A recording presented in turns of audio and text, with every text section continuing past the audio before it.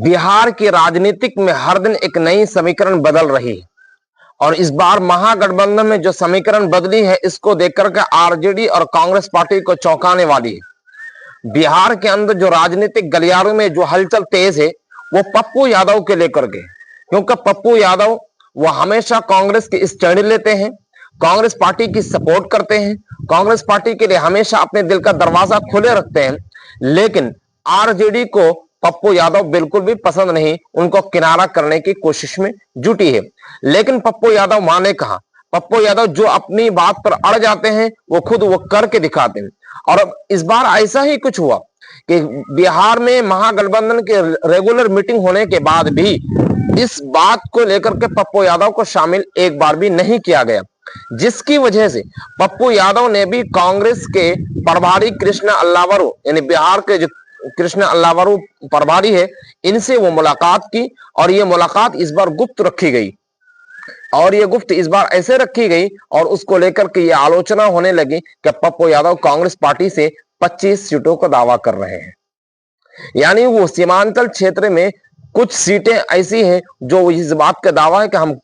किसी भी सूरत में ये जीत करके कांग्रेस पार्टी के पाले में हम करके दिखाएंगे,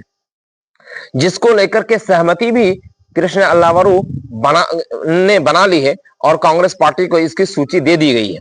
अब सवाल यह है कि कांग्रेस पार्टी को कुल मिलाकर आरजेडी सिर्फ और सिर्फ 40 से 50 सीटें देने के अनुमान बताए जा रहे हैं और उसी पर वो भरोसा कर रहे हैं। पिछले बार 70 सीटें मिली थी, लेकिन उस 70 सीटों में सिर्फ 19 सीटें ही जीत पाई थी, इसीलिए इस बार उनको 40 सीटें देने का आरजेडी की तरफ से मन है। लेकिन इस बीच में 25 सीटें कांग्रेस की तरफ से पप्पू यादव मांग रहे हैं कांग्रेस से। अब देखने वाली बात यह है कि ये पेचीदगी कैसे सुलझती है और किस प्रकार के काम होता, क्योंकि पप्पू यादव जहां अपनी डोरी डालते हैं वो अपना शिकार कर ही लेते हैं। और कांग्रेस पार्टी के हमेशा सपोर्ट में, चाहे वो दिल्ली चुनाव को लेकर के, हरियाणा चुनाव को लेकर के और बिहार में भी जहां कांग्रेस पार्टी की जरूरत पड़ती है पप्पू यादव को, पप्पू यादव भले ही वो इंडिपेंडेंट या निर्दलीय सांसद है लेकिन वो हमेशा कांग्रेस के सपोर्ट में रहते हैं और हमेशा राहुल गांधी की तारीफ करते हुए नजर आते हैं और उनके लिए वो रात दिन मेहनत करते। लेकिन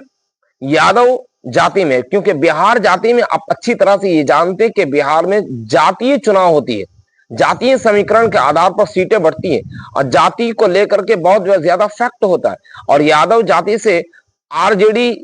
के जो प्रमुख है लालू यादव और उसके बेटे तेजस्वी यादव, ये भी उनसे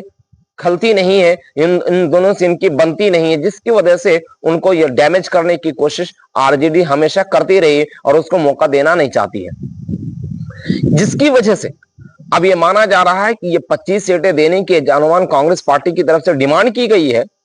और कांग्रेस पार्टी इसको देने के लिए तैयार भी हो गई। अब समझने वाली बात यह है कि 40 सीटों में 25 सीटें यही देंगे तो क्या कांग्रेस पार्टी सिर्फ 15 सीटों के लिए चुनाव लड़ेगी? इस बीच में एक बड़ी खबर यह भी है कि मुकेश सहनी हमेशा कांग्रेस पार्टी के कुछ सीटों पर दावा ठोक रहे हैं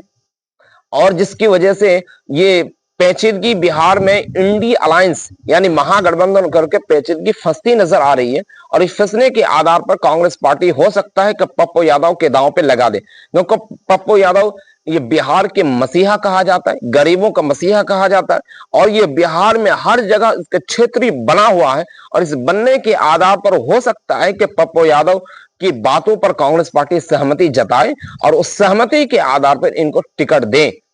और 25 सीटों के में चुनाव लड़ने का ये। और ये 25 सीटें कहां कहां हो सकती है इसकी भी अनुमान लगाई जा रही है कि ये 25 सीटें कटिहार, पूर्णिया और किशनगंज, सुपौल, अररिया, इसी बीच में वो 25 सीटें होने की बात कही जा रही है। तो फिर